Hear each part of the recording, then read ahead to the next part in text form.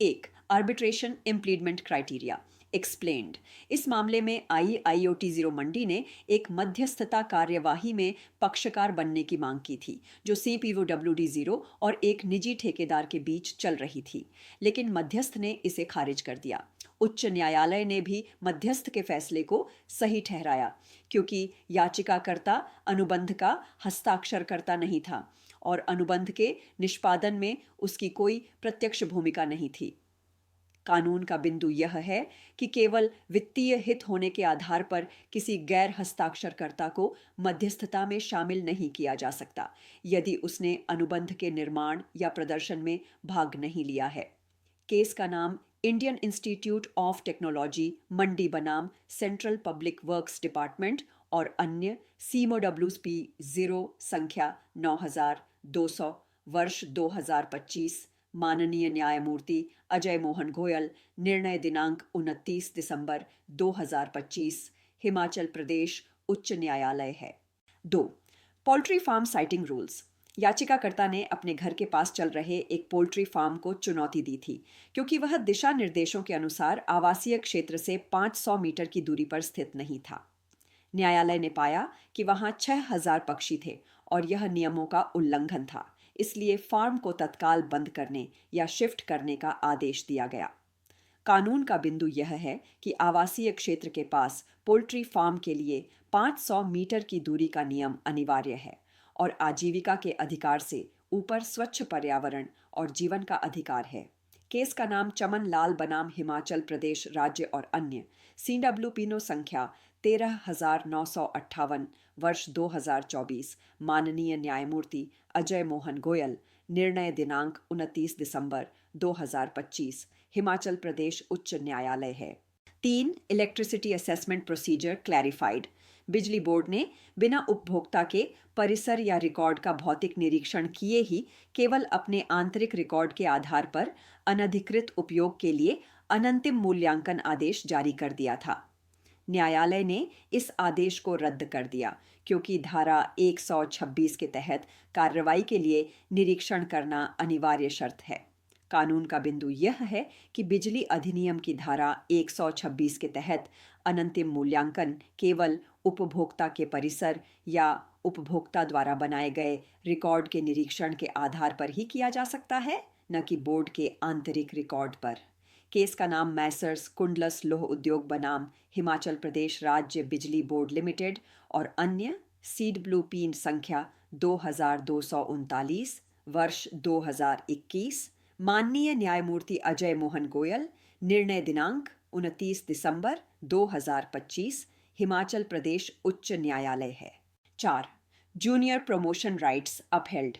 याचिकाकर्ता को सहायक अभियंता से अधिशासी अभियंता के पद पर पदोन्नति देने से विभाग ने इसीलिए रोक दिया था क्योंकि वरिष्ठता सूची में उससे ऊपर के लोगों ने 8 साल की सेवा पूरी नहीं की थी।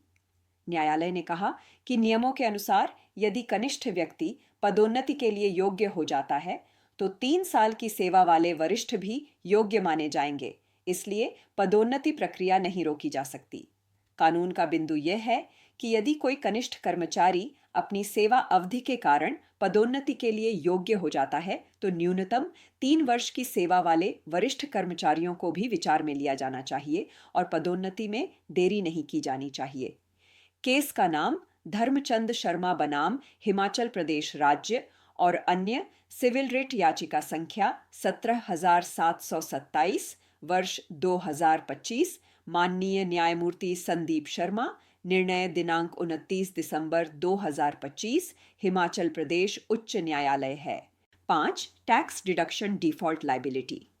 बिजली बोर्ड ने प्रवेश कर में देरी के कारण लगे जुर्माने और ब्याज की वसूली आपूर्तिकर्ता से करने की कोशिश की थी, जिसे मध्यस्थ ने अपने फैसले में गलत ठहराया था।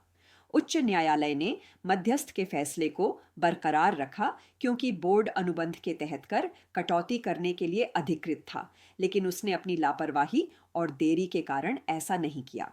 कानून का बिंदु यह है कि यदि कोई पक्ष अपनी लापरवाही से कर कटौती में चूक करता है तो वह उस चूक के कारण लगे ब्याज और जुर्माने का बोझ दूसरे पक्ष पर स्थानांतरित नहीं कर सकता। केस का नाम हिमाचल प्रदेश राज्य बिजली बोर्ड लिमिटेड बनाम HOCL0 इन्फोटेक लिमिटेड CA0R20CO संख्या 142 वर्ष 2025। माननीय न्यायमूर्ति अजय मोहन गोयल। निर्णय दिनांक 29 दिसंबर 2025। हिमाचल प्रदेश उच्च न्यायालय है। 6. को-शेयरर कंस्ट्रक्शन राइट्स प्रोटेक्टेड। वादी ने संयुक्त भूमि पर प्रतिवादी द्वारा किए जा रहे निर्माण कार्य के खिलाफ निषेधाज्ञा की मांग की थी, जिसे अपीलीय अदालत ने खारिज कर दिया था क्योंकि वादी ने स्वयं भी संयुक्त भूमि पर निर्माण किया था। उच्च न्यायालय ने कहा कि जब तक दूसरे सहमालिक के हितों को नुकसान या संपत्ति से बेदखली साबित नहीं होती, तब तक निर्माण रोका नहीं जा सकता।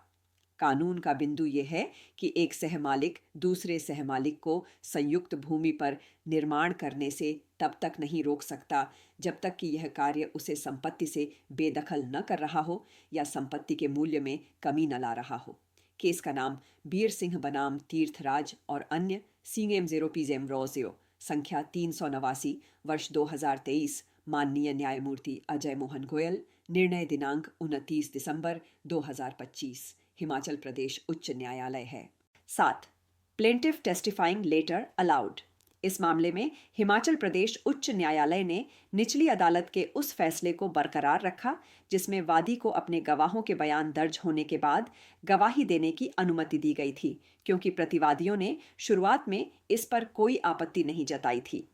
अदालत ने कानूनी बिंदु तय किया कि सिविल प्रक्रिया संहिता का आदेश 18 नियम 3A यद्यपि वादी को पहले गवाही देने के लिए कहता है, लेकिन अदालत के पास न्याय के हित में वादी को बाद के चरण में गवाही देने की अनुमति देने का विवेकाधिकार है और इसके लिए गवाही शुरू होने से पहले ही अनुमति मांगना अनिवार्य नहीं है। केस टाइटल गौरव शर्मा और अन्य बनाम messrs Durga and sons. Case number CMPMO संख्या 471 साल 2023। कोरम माननीय न्यायमूर्ति अजय मोहन गोयल। फैसला दिनांक 29 दिसंबर 2025। हिमाचल प्रदेश उच्च न्यायालय।